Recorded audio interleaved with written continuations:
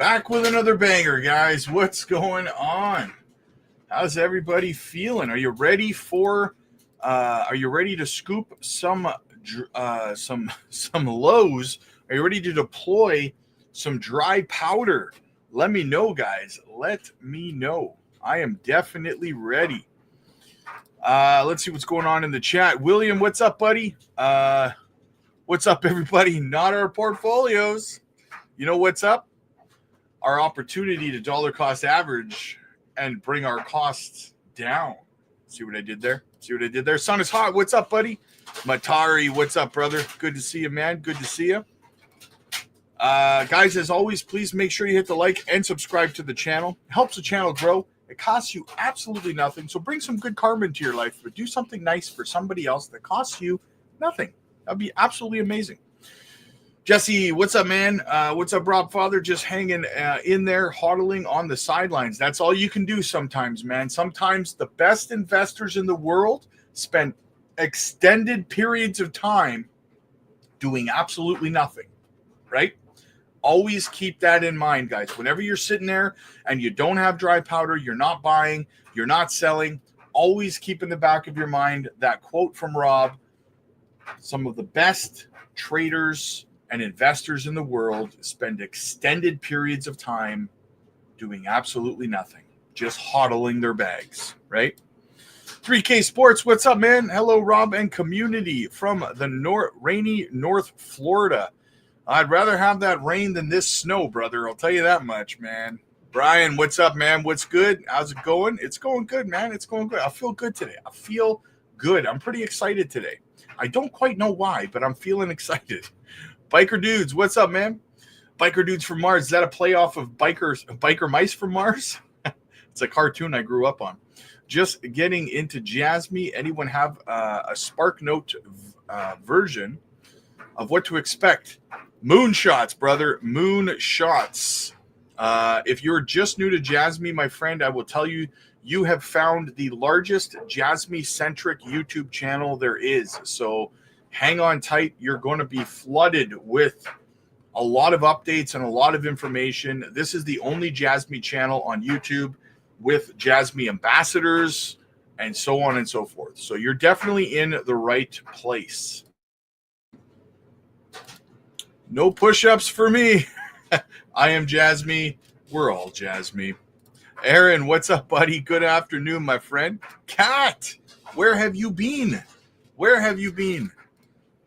Shay Boy, what's up, buddy? Where have you been too, man? Looking forward to this bull cycle with this community. Thanks for all you do. Keep it going. Hey, no problem, brother. I got you, man. I got you. Leo, hey, Robin fam, let JASMY be JASMY. It will melt faces. Yes.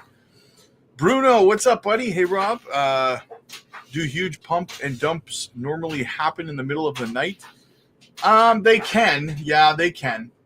It's not uncommon for sure, because you have to remember that the middle of the night for us is the middle of the day for the East, right? So it's always the middle of the day somewhere, brother. Right? Dumb Money, what's up, buddy? Feed us the valuable information. I get the fries that'll cross your eyes, brother. Elizabeth, where have you been? I'm taking attendance. I am taking attendance. Elizabeth, you have been tardy. What's going on? Lily, what is going down, dear? Good to see you. Ty, afternoon. Big sell-off today, but XRP is holding incredibly strong. Is it? Is XRP holding strong? Let me have a look. See. Pretty much everything is red. Pretty much everything. But XRP is only down 3.9%. Yeah, it's not doing too bad. It's actually up 0.4% on the week. So, yeah, I agree with you. XRP is one of the very few projects that are up on the week. You are correct, brother. H. Barbarina in the house. What's going on, man? Dumb Money. Do you think Miria will drop any lower? I hope so. Because right now we're sitting at 201687, man, and I am taking advantage. Believe you me, brother. Rod, what's up, buddy? It's all good. Sun is hot. I'm joining the Patreon this afternoon, after this stream or tomorrow. Either way, you'll see me over there between now and tomorrow.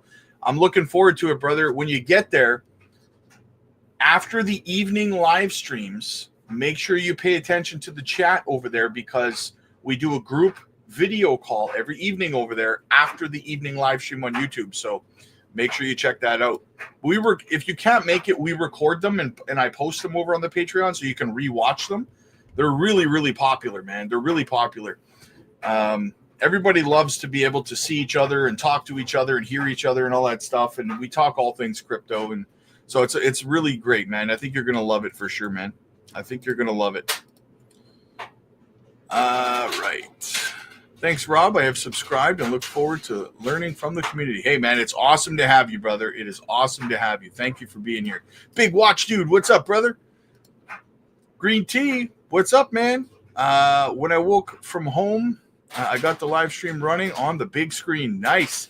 I'm on the big screen, y'all. I'm on the big screen. Moving up in the world. Cat's been hiding. I'm skint. It's good to have you here, Cat. It's good to have you here. Balaclava man, markets look great. Just grabbed another 260K Swift. That is epic, man. Epic. I'm excited for you, man. That is a nice bag to add to your stash. Awesome, man. Awesome. I'm in a great mood today, guys. I'm in a great mood. Bruce bought some playoff dip. Keep the dip coming. Yes. Exactly. That's the good attitude to have, man. Dado, what's up, man? Just remember, JASMY family, we're pre-rich. Yes, we are not broke. We're pre-rich. Exactly. Another local evening. Is Turbo a good scoop right now? Let's have a look at Turbo. What price is Turbo right now? Oh, yeah. Oh, yeah. Are you kidding me? 2072. Turbo is it's a fire sale, baby. Absolutely, Turbo is a good pickup at that price. Absolutely. Parabolic DCA is the way. We are ready for the parabolic phase and to make life-changing wealth. Well, to be fair, and we're going to get into the Bitcoin chart, I have been telling you guys for about 3 weeks now that we are going to be coming down to that 85 to 88K level, right? I'll show you here. Okay. Now, I told you guys that if we don't hold, I say if we keep testing $82,000 or $92,000 right here, if we keep testing this level like we have been, every time we touch it, it gets weaker, right? And the reason for that, guys, is if you're newer to crypto, resistance and support levels are essentially created by sell orders and buy orders, right? So what happens is people have preset sell orders and preset buy orders for when the price reaches a certain level, okay? So at 92K for a while now, there's been a very, very big abundance of buy orders. So whenever it hits 92K, it bounces back to the upside because more Bitcoin gets bought up. So it brings the price back up, right? And the same thing is true for resistance levels. There's a big there's an abundance of sell orders there. So when we hit resistance and we reject off of it like this, that's because a lot of orders got filled to sell Bitcoin, and the selling pressure pushes the price of Bitcoin down, right? So the thing is, the more and more you hit, so right here we have a support level at around $92,000. And the reason for that is there's a whole lot of buy orders there. So we keep bouncing off it to the upside. The problem is every time you hit it, more and more of those buy orders get filled. And eventually, if you keep hitting it, there's more sell orders, selling pressure than there is buy orders to make it bounce back up. So then it collapses to the downside. And the same is true for resistance levels. The more you hit those resistance levels, the more of those sell orders fill and the weaker and weaker it gets. And eventually the buy orders outnumber the sell orders and we break to the upside, right? So in saying that, we have been hitting $92,000 way too much. And this sell wall, or sorry, this buy wall is getting weaker and weaker and weaker, right? So eventually what's going to happen is we already did. We fell below. We fell down to $89,000 this morning or late last night, right? Which tells me that those those buy orders are almost filled, right? So, and again, I've been telling you guys, we're going to come down into this level between 85 and 88K. So, and we almost did already, right? Now, keep in mind when I tell you this, it doesn't mean when we come down here, it doesn't mean that we have to spend a whole bunch of time here, right? It doesn't mean we have to spend weeks or months here, but we do have to come down to this level. It seems inevitable at this point, right? And I've been telling you guys to keep an eye on it for about three and a half weeks now, to have dry powder on the side. And the thing is, I get some people in the comment section of videos and they're all salty and angry, like, I don't have any dry powder. Okay, but I've been telling you for 3 weeks to save up some dry powder. So don't get mad at me. I've been trying to give you the opportunity. You know, so we are going to come down here, in my opinion. And I personally am going to take advantage when it comes to the altcoins. And I'm going to accumulate as much as I possibly can, because I don't think it's going to be long that we're down here. Keep in mind, we have Trump's inauguration in a week from today, I think, something like that. So keep that in mind, guys, right? That is when I think we're going to start to see the market really start to turn around. So let's get this sweep of the lows in. Let's flush out the weak hands. And the reason for that is that the market is still in greed as well. We got to get it down into fear, right? On the fear and greed index. And then boom, we'll move to the upside, right? That's what I also think that when we come down to this level here, guys, when we come down into here, there is a CME gap, right? I've showed you guys the gap before, but there's a CME gap, right? Hang on. Right here, okay? There's a CME gap right here, which needs to be filled, right? Now, what's going to happen, and some of you remember me telling you this, is we're going to come down to this level here. And then what's going to happen is a lot of people are going to be convinced that we're going to go down to fill the CME gap. So this here is going to get absolutely overrun with short positions. It's already, look at this here. Look at all of these shorts here, guys, right? Now, if Bitcoin did a fake out right now, it would be absolutely devastating. If Bitcoin faked out and ran up to $96,000 real quick, even just on a dead cat bounce, it would liquidate $856 million worth of shorts, right?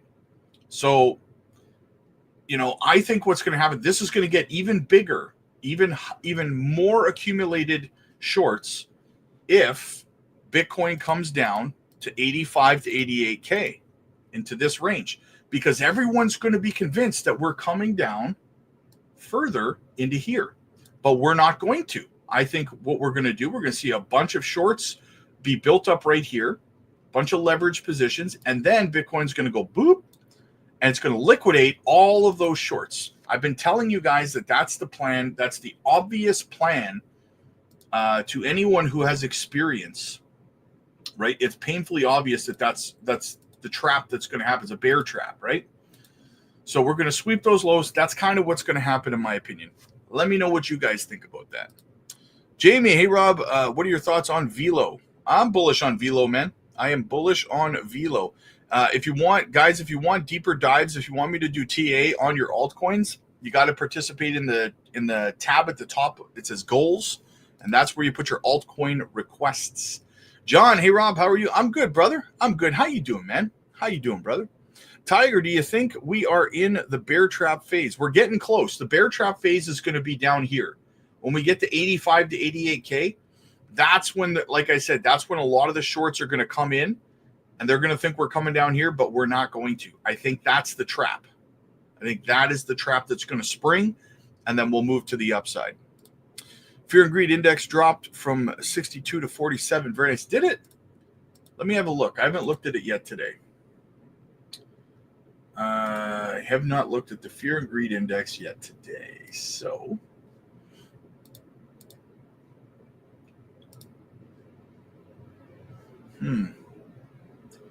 I still see. What do we got here? What's this one say? Still shows me 61, man. I still see 61. Maybe it just hasn't been updated yet, but I'm still showing a 61 for now.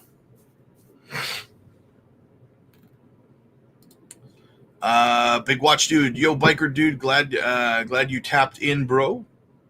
Nice. Nathan watching over on X. Good afternoon from North Boston. Boston in the house. Nice, my man. The town with all the winning sports teams. Holy crap.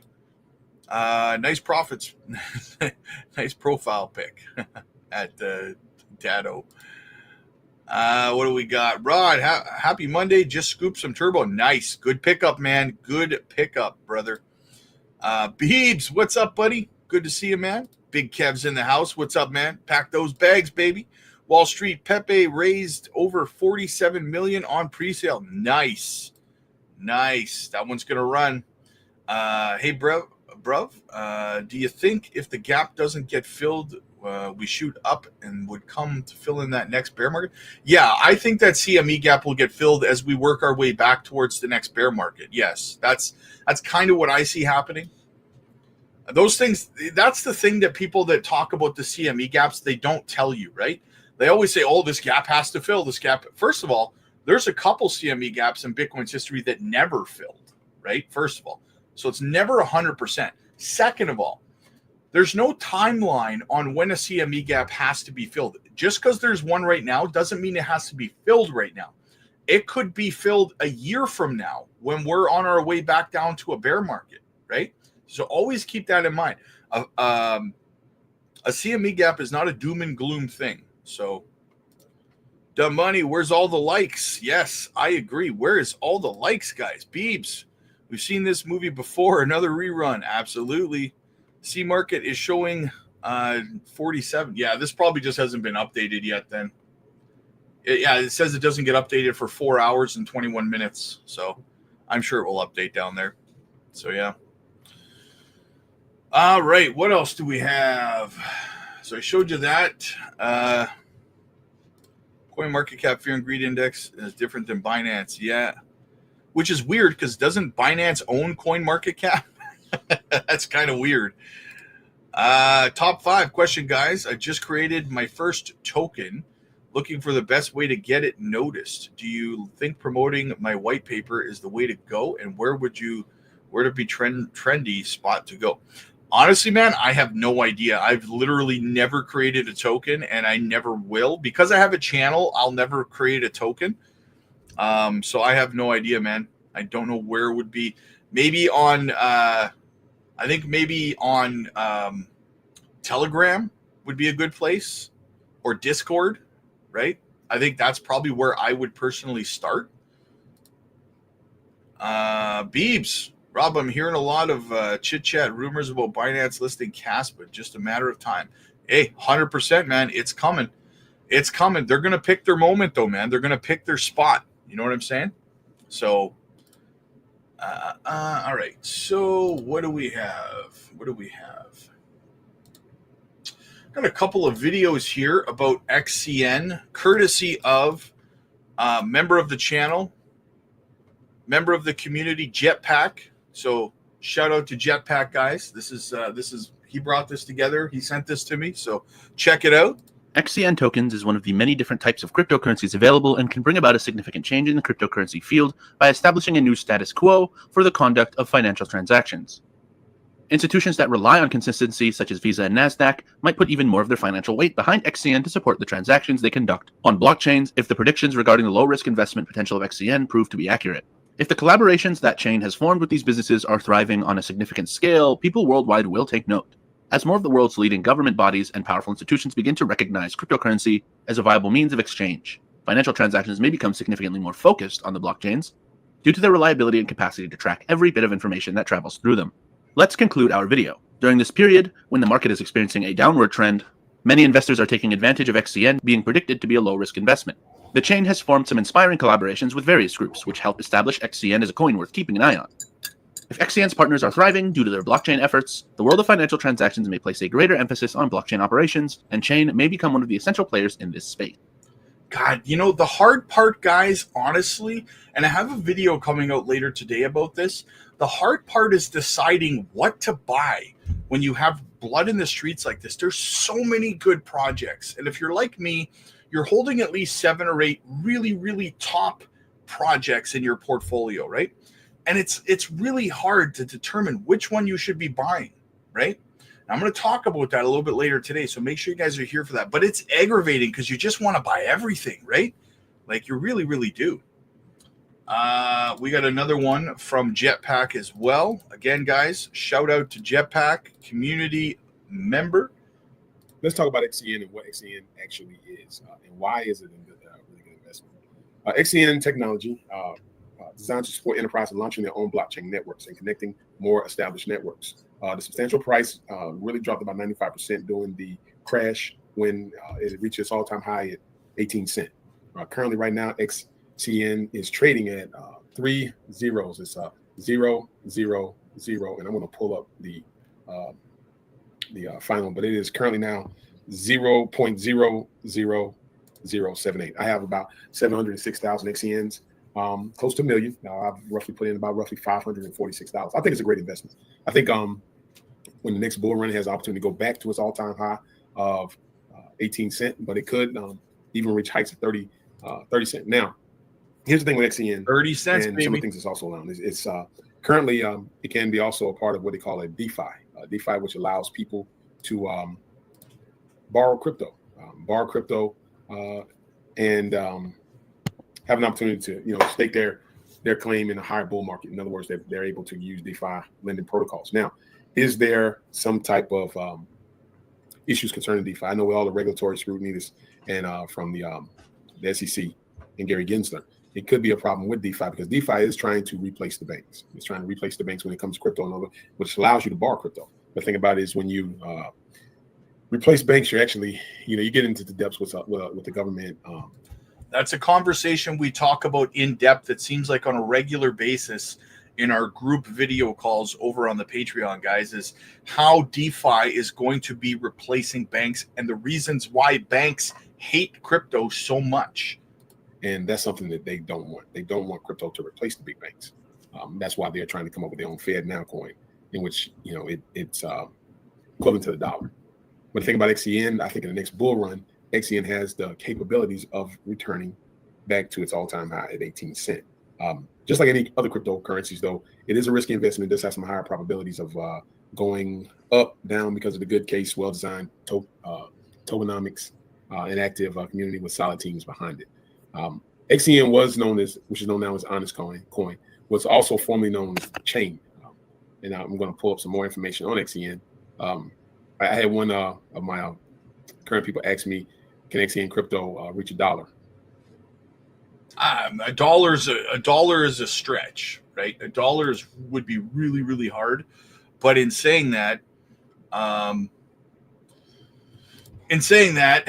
mean, 10 cents, 50, all-time high, 18 cents, definitely in the cards, guys. Definitely in the cards. Speaking of XCN, a little bit of an update on the ambassador program. The final XCN ambassador slot will be given to Crypto Trader 55, who came in second in the last month's Zeely campaign, as we've not been contacted by the top Zeely participant. This means that all ambassador slots are once again full. Now, as you guys recall, Wes was one of the ambassadors. He resigned as an ambassador because he was just too busy. He's just too busy. Speaking of which, I'm going to reach out to Wes today, see when we can get him back on the channel, have another conversation about XCN. We miss him. I know you guys miss Wes. I miss Wes. We got to get him back on the channel. We love Wes here, so absolutely. Here is the weekly update, guys, from... Now, this is 2 AIs. Now, this is from Swift, guys. They've created AIs who interact with each other to give you the news, the weekly updates on crypto, guys. So check this out. This is 2 AIs communicating about the weekly news. Check it out, guys. I like to play these once in a while. They come up every Sunday, so check it out. Welcome back, everybody, for another deep dive. This time, we're going deep into crypto and decentralized tech. Ooh, sounds exciting. It is. We've got a ton of fascinating stories and reports that you listeners sent in. It's going to be a wild ride, I think. Buckle up. Yeah, because we're not just looking at what happened, but what it all means. Right. Like, what could this mean for the future of, I don't know, everything? Finance, tech, the whole world, maybe. Absolutely. Yeah. I mean, right off the bat, we've got governments wrestling with how to deal with all of this. Yeah, that's been a constant theme, hasn't it? This push and pull between governments trying to control things and the whole decentralized nature of crypto pushing back. Exactly. Like that story from Singapore. They just blocked Polymarket, called it an illegal gambling site. Seems pretty extreme. It does. But then you've got Russia taking almost the opposite approach. Right, with their new regulations. Yeah, they're requiring registration for big digital asset transactions and foreign trade, almost like they're trying to bring crypto into their system instead of shutting it out. So two very different strategies. What do you think? Which one's more likely to work? And what does this mean for crypto going forward if more countries try to crack down?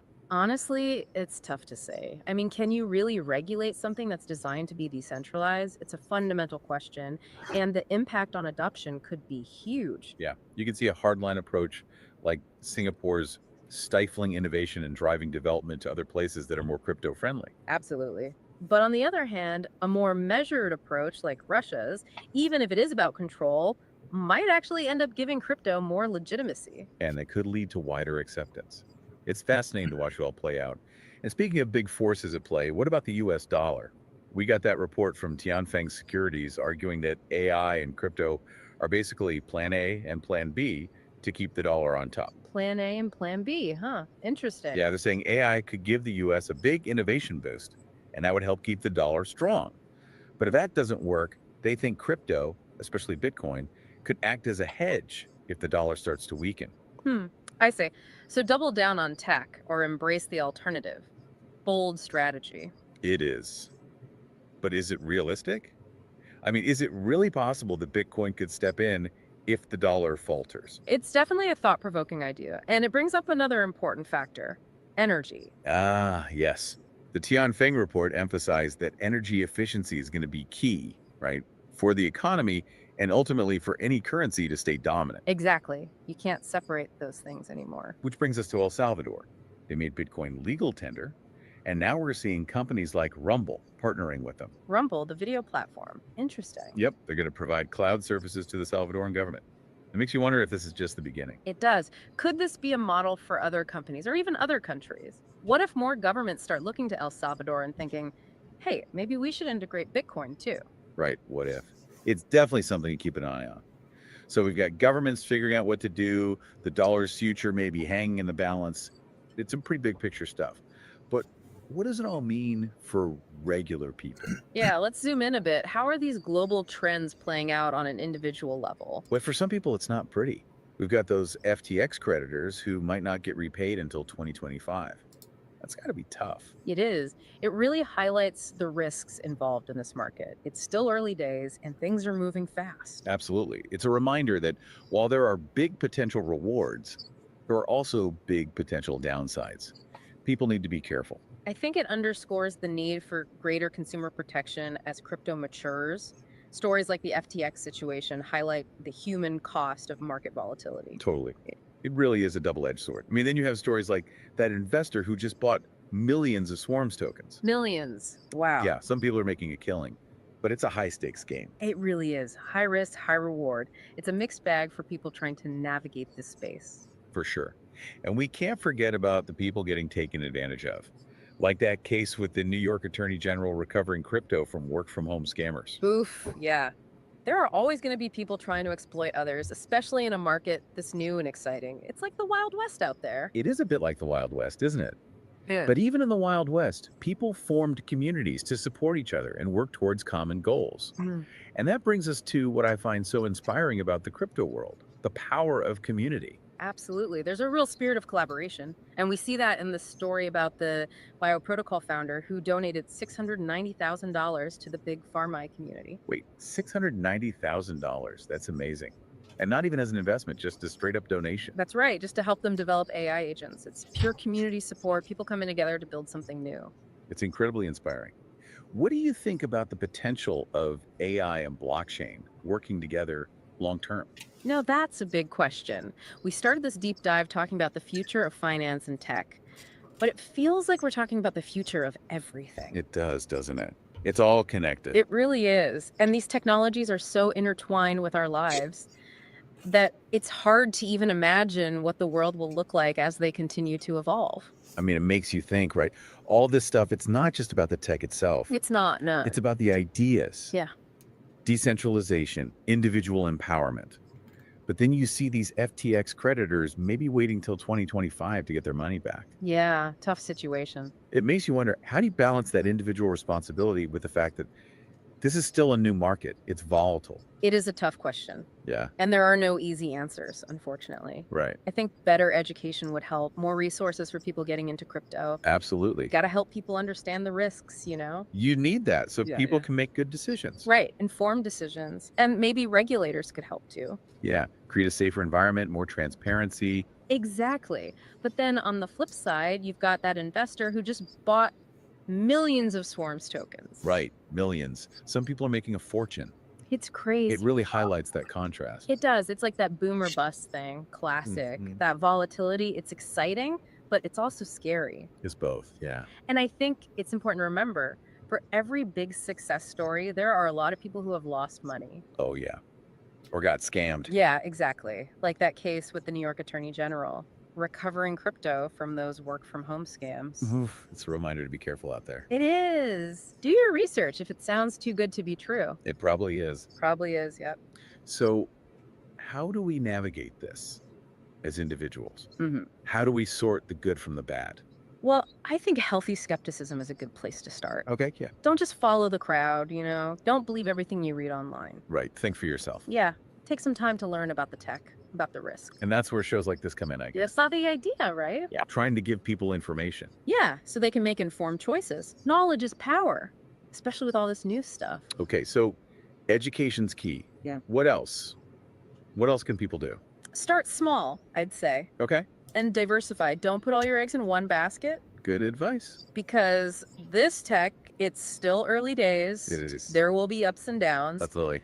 but the potential is huge. Yeah, the long-term potential. That's what we got to keep in mind. Exactly. Speaking of which, that story about Eliza OS, really interesting. Oh yeah, Eliza They West. keep integrating new networks. It's like, It's impressive. it seems important, that idea of interoperability. It is. It is. For people who don't know, interoperability, it's basically about different blockchains being able to talk to each other. Right, to work together. Yeah, like a universal language for the decentralized world. I like that, a universal language. Because right now, a lot of blockchains, they're like separate islands. Yeah, But as this interoperability increases, you'll start to see more connections, more collaboration. so it's like building bridges between those islands. Exactly. Which opens up all kinds of possibilities. I mean, think about what developers could do, Oh, yeah, building applications that work across multiple blockchains.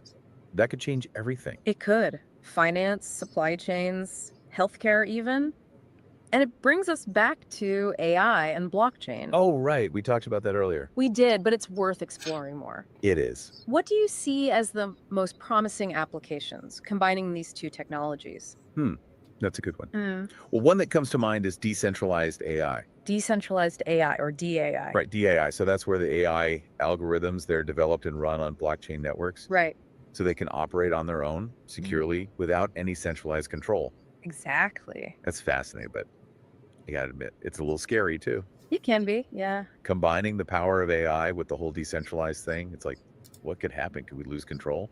It's a valid concern for sure. Yeah, We need to be careful. definitely. But I think the potential benefits are worth it. Okay. Imagine AI algorithms collaborating, learning from each other Wow. without any limits. No corporate boundaries, no national It boundaries. sounds like science fiction. It does a Well- bit, but it's closer than you think. And that's just one example. AI and blockchain, that convergence, it could really change the world, So to recap, we've talked about education, right? diversification, Yeah. long-term perspective. Important. We've looked at interoperability Mm-hmm. and this whole idea of decentralized AI. The future. It's a lot to take in. It is, but it's pretty exciting, isn't it? It is. It really is. It feels like we're living through something really big. We are. Yeah. These technologies, They can change everything. The way we live, the way we work. It's up to us, really, to shape that future. Well said. And that's the perfect segue into our next segment. We're going to look at some specific examples of how these technologies are being used right now. Real-world solutions, empowering communities. Can't wait. Decentralized AI. It's a lot to wrap your head around. It is. And you know, it's funny, throughout this whole deep dive, we've seen this kind of back and forth. Oh, how so? Well, like on one side, there's this caution. You know, Yeah, I see it. governments trying to rein in crypto, Right. people losing money to scams, the whole what if AI goes wrong thing. Right. Potential downside. But then there's this other side, this amazing optimism. Definitely. All these communities coming together, incredible innovations happening, this feeling that this tech could actually make the world better. Yeah, it's like two sides of the same coin. Exactly. Like we're on the verge of something massive, but we don't know if it's going to be amazing or terrifying. It's a powerful moment in history, that's for sure. It is. And it reminds me of that story we talked about, the Bioprotocol founder donating all that money. Yeah, $690,000, a huge donation. Well, it just shows you the good that can come out of this space, this generosity, the collaboration. It's really inspiring. People supporting each other, building new things together. It's so different from like the traditional financial world. It makes you wonder if this model, this decentralized way of doing things, could work in other areas too. Interesting question. Like, what if this is just the start of a whole new way of working together, solving problems together? Now that would be something. It would. Well, we've covered a lot of ground today. Regulations. So the reason I show you that, guys, is because not only to have an education in terms of the weekly updates and everything that's going on, but also that is Bridger's AI. Now, Bridger's AI is actually Swift coin, right? So Swift, it's me showing you that Swift is far more than just a swap, right? They're doing a lot of impressive things over there, guys. That is why people like myself and Jetpack are so bullish on Swift. The potential for this project, the ROI potential for this project as well, is off the charts, in my opinion. So let's have a look at this, guys. Metal Lawman says, I never understood Jamie Dimon's Bitcoin is a Ponzi scheme take. Imagine if Ponzi King Bernie Madoff had put all of his transactions on a public blockchain for the world to see. Madoff's Ponzi scheme would have been exposed instantly. Bitcoin is on a public blockchain, and there's no guy in the middle distributing dividends to early investors from the funds deposited by later investors. The classic definition of a Ponzi scheme. What's fascinating is that Jamie Dimon knows how Ponzi schemes work. So I wonder why he would keep calling Bitcoin a Ponzi scheme. And to piggyback off of that, guys, and this is I'm connecting some dots here for you, so stay with me. From Bitcoin Archive, just in it, Jamie Dimon says Bitcoin has no intrinsic value. You own your own bank ignoring you, Jamie. Your opinion has zero value. JP Morgan says Bitcoin is becoming a structurally important part of the portfolio. JP Morgan becomes authorized participants, and so basically, Jamie Dimon has been bashing, calling it a pet rock, saying it has no intrinsic value, right? And I played this yesterday, but I'm going to play it for you guys again. Listen to this. So at the same time that Jamie Dimon is doing and saying all of this stuff publicly, watch this. This is JP Morgan's manipulation tactics. On September 12th, Jamie Dimon says Bitcoin is a fraud. He says he'll fire any one of his traders buying Bitcoin. Bitcoin drops 24%. When Jamie Dimon speaks, people listen. People listen. So he said that, and Bitcoin's price dropped 24% because Jamie Dimon said that. Watch this.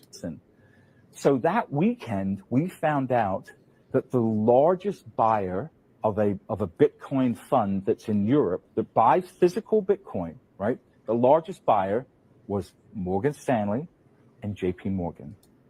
So this guy went on national television, said that he would fire any of his traders who traded in Bitcoin. He said it was a pet rock and a Ponzi scheme. The price of Bitcoin, because he did that, dropped 24%. That weekend, JP Morgan was the second biggest purchaser of Bitcoin. What does that tell you? And that's not illegal. He says it's a fraud. Says it's by anyone that buys it. Yes. And at the same time, his company is buying it. His company is buying it. So it's just, I mean, so unethical. And so that is how manipulation of the average retail investor is conducted. You guys, some people say it's a conspiracy. Look how it just plays out. They do this, guys. This is how they manipulate the average retail investor so that they can scoop up as much as they can.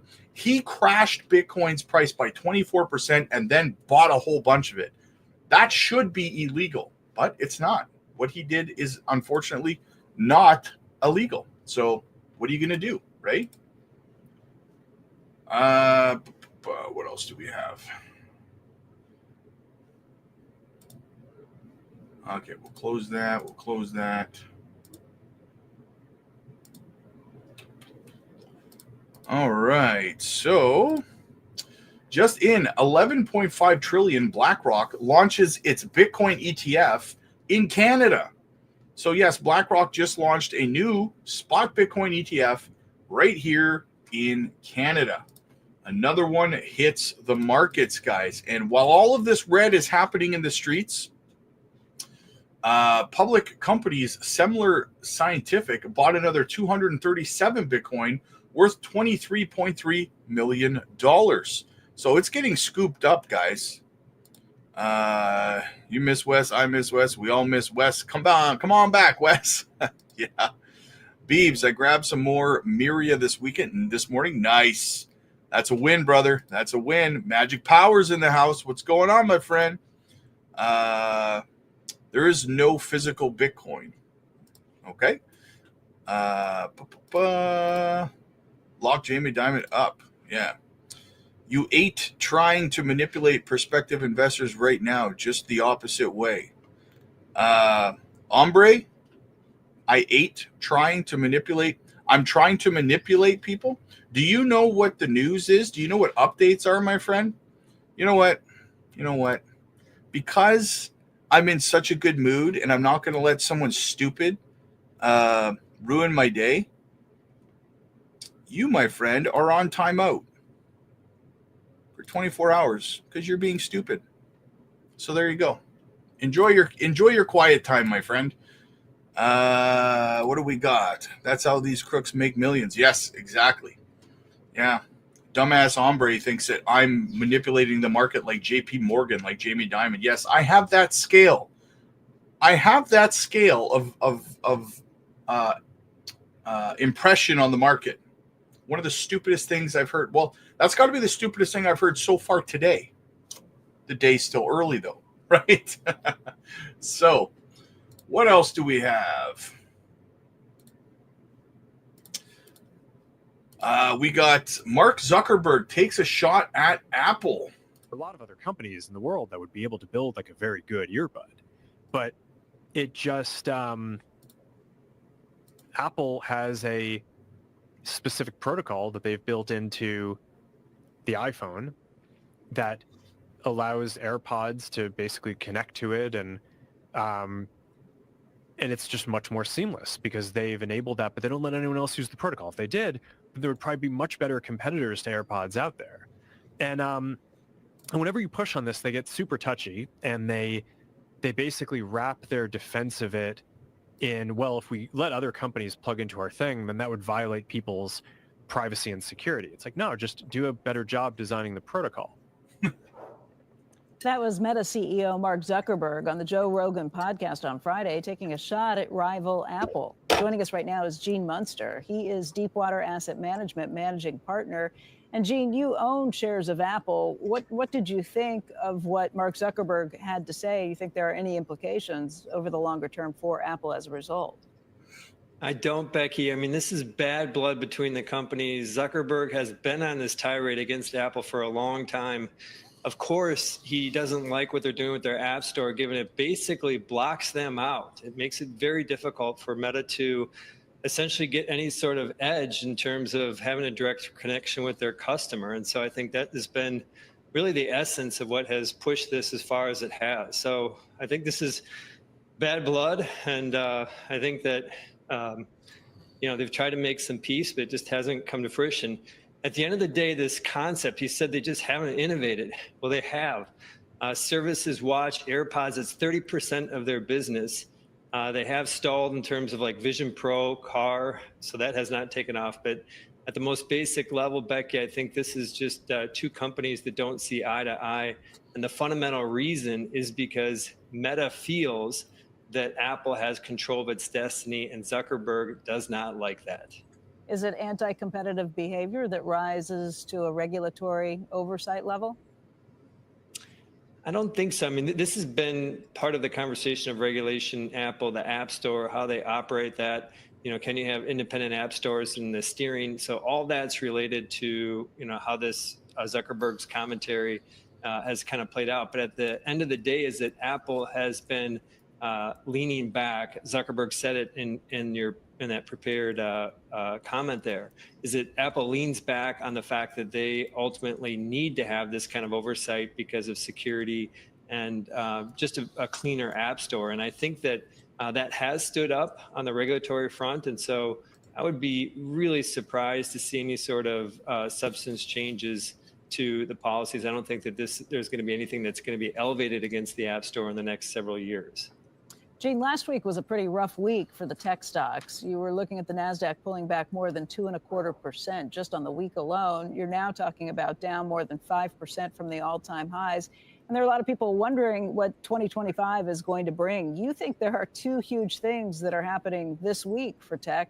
The first one kind of caught my attention. The CPI numbers tomorrow are incredibly important, you think. You want to explain that, why CPI can have such a big impact on tech stocks? It's the relationship between interest rates and risk. And of course, if rates stay up higher for longer or become elevated, it makes it less attractive for investors to go into riskier assets like owning stocks. And so I think that relationship, we saw it, of course, play out in a really big way when rates were going up a couple of years ago. But this still kind of plays and nags at investors, what's going on with interest rates. And I think the reason why the CPI number has maybe an outsized impact this week versus maybe 6 months ago is that the market is higher. And I think that investors, tech investors, are looking for that reason to sell. And this could be a hot CPI number, could be a near-term catalyst around that. So I think that this is going to be a messy week. There's a little bit of a counterbalance to this week, too, because TSM, who's already given their December revenue numbers, but they're going to be reporting on Thursday, giving outlook for this year. Of course, they're critical in terms of building a lot of these advanced nodes for AI chips. And so I think the AI trade might get a little bit of some reassurance with that TSM commentary. But overall, this is going to be a messy week. And of course, all eyes are going to turn to what big tech is going to say next week. The big issue, you think, is AI is going to be something that continues in reality, not a hype machine, at least for the rest of this year and probably the year after that as well. Undoubtedly. And I just want to kind of put some quick parameters around that. For most people, AI is just a buzzword. The daily active users of ChatGPT is about 150 million, 2.5 billion when it comes to Google. And so this is still relatively small. So I think it is an undeniable truth that the substance of AI will exceed the hype. There is a question about how to invest in that. Will the Mag 7 continue to lead the way? What we have seen over the past at least a couple weeks here is that some of these smaller companies, if you measure it by the Loop, LOUP, Frontier Tech, these Frontier Tech companies, that's up 2.5% this year. So these are some of the smaller type of AI companies. So Becky, I feel very confident that this AI, we still have a couple great years left. It will end in a spectacular bubble. I do think we're going to see better performance on the margin with some of these smaller companies in 25. All right. So now I know that Jetpack and a few other people think I'm hard on Tether. So let's talk about Tether a little bit here. Lily, to the quiet places, homeboy. Yes. We shall not entertain stupidity on this day. Tiger, we got to follow the market maker. Yes. Ty, will Jasmy hit 20 cents? I think so. I'm fairly certain. Don't follow the big crowd. When the pump When it pumps, we sell. When it dumps, we buy. Yes. Tether to establish a headquarters in El Salvador. The entire Tether group will relocate its operations to Bitcoin-friendly El Salvador after securing regulatory licenses. Tether and its subsidiaries plan to establish a global headquarters in El Salvador, the first country to adopt Bitcoin as legal tender.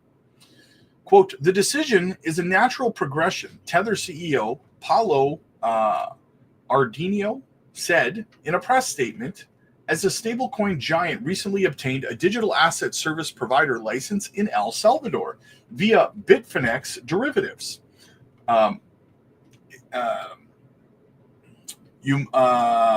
He emphasized that relocating to El Salvador will enable the company to enhance its focus on emerging markets and expand crypto facilities for a broader investor base.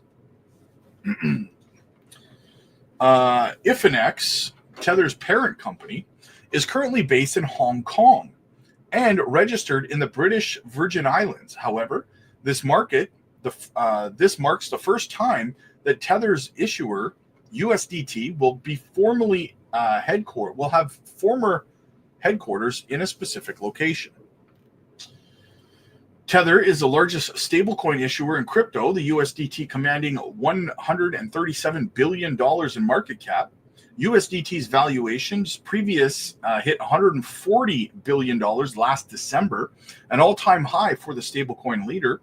Also, the firm hinted that artificial intelligence focused plans in 2025. So they also are bringing in an AI aspect to their progression. So there's some bullish news on Tether, just because some people feel I'm a little bit hard on Tether. So Battleclub Man says, like and sub to the most genuine crypto channel out there, guys. Yes, absolutely, brother. Absolutely.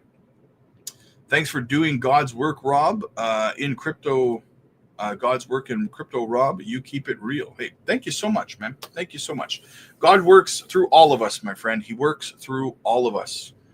All right. So here we go, guys. Now, listen, I have another video coming up. It's an update on a trade opportunity that I gave out to the Patreon members a few days ago. So I'm going to do an update video on that for you guys over on the Patreon, guys. So stay tuned for that. Should be coming out probably within the hour.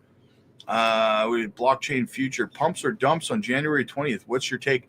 Well, I think that we'll pump because it's not going to be a buy the rumor, sell the news event because no one's buying the rumor. So no one's going to be selling the news.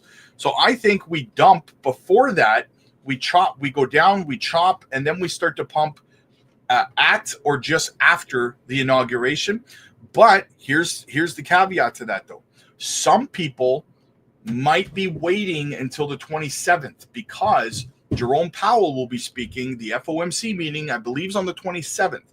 And people are going to want to see how Powell reacts and what he says on that date. So what I would say is I would expect that Powell will change his tune a little bit and probably be neutral because there's a new administration in office after or before he has his speech, right? So I think a lot of people are going to wait to see what he says on the 27th before we really start to see things take off, right? People are kind of in hurry up and wait mode right now. So El Salvador, of all places, that's definitely a red flag in narco country. Yeah, but they're like the most bullish country. They were like the first bullish country on crypto, though. So you got to give them that. And they are also are mining Bitcoin using clean energy from the volcanoes, right? So there's that as well over in El Salvador. So, but for now, guys, listen, that is the stream, that is the news, that is the chat. Guys, make sure you're getting over to the Patreon. If you're new, join our group video calls. They're absolutely amazing. They're so popular. Get in there. You can see and hear the rest of the community. You can ask all your questions when you're hearing negative news or you're feeling emotional. You don't know what to do. You don't know up from down, left from right. Get over to our group Zoom calls over on the Patreon, and you can ask all the questions, get all the reassurances that you need. You can schedule one-on-one coaching AMAs with me personally. You can participate in a lot of passive income opportunities. Right now, as soon as I'm done this live stream, I will be doing a video and uploading it over on the Patreon for a phenomenal trading opportunity, guys. So definitely get over there. You don't want to miss that. The link is in the chat. It's in the pinned comments. It's in the description. Click like if you like this video. Click subscribe if you really liked it. I'll see you guys tonight at 8 p.m. Central for the evening live stream. Peace.